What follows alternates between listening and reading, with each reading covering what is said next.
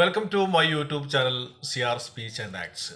നമ്മളൊക്കെ പല കർമ്മ മേഖലകളുമായി ബന്ധപ്പെട്ട് പ്രവർത്തിക്കുന്ന ആളുകളാണല്ലേ.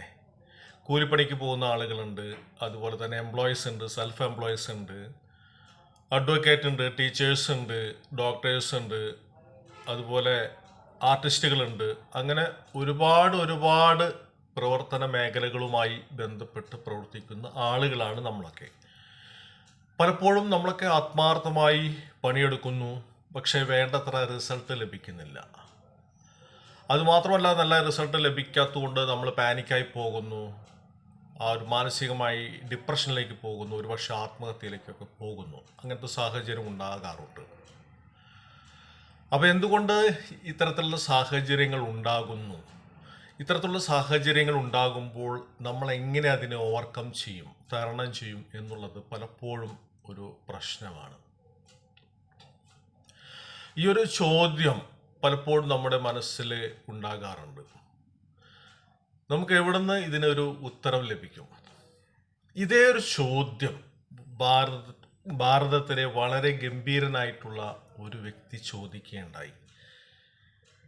അത് മറ്റാരുമല്ല, വില്ലാളി വീരനായ അർജുനൻ. അദ്ദേഹം തൻ്റെ സുഹൃത്തായ, സാരഥിയായ, സഖാവായ ഭഗവാൻ കൃഷ്ണനോട് ചോദിച്ച സെയിം ചോദ്യം. നമ്മളൊക്കെ ആത്മാർത്ഥമായി പണിയെടുക്കുന്നു, പക്ഷെ വേണ്ടത്ര റിസൾട്ട് ലഭിക്കുന്നില്ല. ഇനി വേണ്ടത്ര റിസൾട്ട് ലഭിച്ചാൽ തന്നെ ആ തൊഴിലിനോടൊരു ആത്മാർത്ഥത നമുക്ക് പുലർത്താൻ സാധിക്കുന്നില്ല. ഇങ്ങനെയുള്ള സാഹചര്യം, നമ്മുടെ റിസൾട്ട് മോശമായാൽ അതിനെ നമുക്ക് എങ്ങനെ തരണം ചെയ്യാൻ പറ്റും എന്ന സെയിം ചോദ്യം വില്ലാളി വീരനായ അർജുനൻ തൻ്റെ സഖാവായ കൃഷ്ണനോട് ചോദിക്കുകയുണ്ടായി. ആ ചോദ്യത്തിൻ്റെ ഉത്തരം വളരെയധികം ചർച്ച ചെയ്യപ്പെട്ട, മാനേജ്മെൻറ്റ് തലത്തിലൊക്കെ ഒരുപാട് ചർച്ച ചെയ്യപ്പെട്ട ഒരു ശ്ലോകം കൂടിയാണിത്. അത് ഇതാണ്: കർമ്മണ്യേ വാധികാരസ്തേ മാ ഫലേഷു കഥാചന മാ കർമ്മഫലഹേതുർഭൂ മാ തേ സംഗോസ്ത കർമ്മണി. എത്ര സയൻറ്റിഫിക് ആയിട്ടുള്ള വേർഡ്സുകളാണ് നോക്കൂ. അതായത് കൃഷ്ണൻ പറയുന്നു, അർജുന,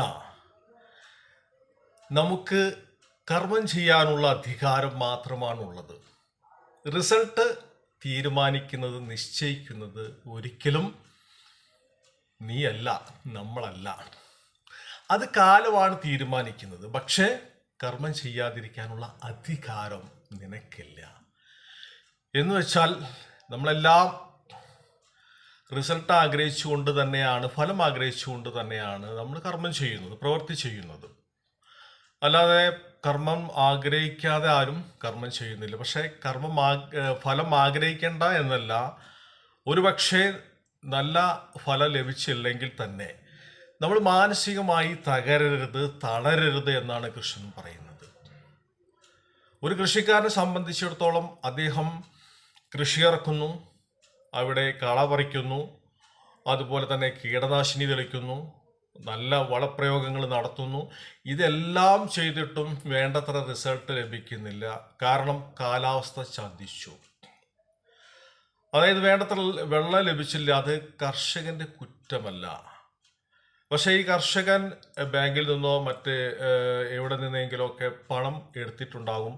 പക്ഷെ അദ്ദേഹത്തിന് അത് അടയ്ക്കാൻ സാധിക്കാതെ വരുന്നു. ബാങ്കുകാർ ജപ്തി ഭീഷണി മുഴക്കുന്നു, അദ്ദേഹം ആത്മഹത്യ ചെയ്യുന്നു. അപ്പം ഇതൊക്കെ സ്വാഭാവികമാണ്. നമ്മൾ എത്ര നല്ല രീതിയിൽ കർമ്മം ചെയ്താലും എന്തൊക്കെ ചെയ്താലും റിസൾട്ട് തീരുമാനിക്കുന്ന ഒരിക്കലും നമ്മളല്ല. അതിന് നമുക്കൊരു അധികാരവുമില്ല. എന്ന് വെച്ച് റിസൾട്ട് മോശമാകും എന്ന് വിചാരിച്ച് കർമ്മം ചെയ്യാതിരിക്കാനുള്ള അധികാരം നിനക്കില്ല അർജുന എന്ന് കൃഷ്ണൻ പറയുന്നു. അപ്പോൾ തീർച്ചയായിട്ടും നമ്മൾ കർമ്മം ചെയ്താലേ ഉടനെ അതിൻ്റെ ഫലം കിട്ടിയില്ലെങ്കിലും നമുക്ക് ഫലം കിട്ടും എന്നുള്ളത് ഉറപ്പാണ്. സയൻസ് പറയുന്നു, every action will be opposite reaction എന്ന് സയൻസ് പ്രൂവ് ചെയ്ത ഒരു കാര്യമാണ്.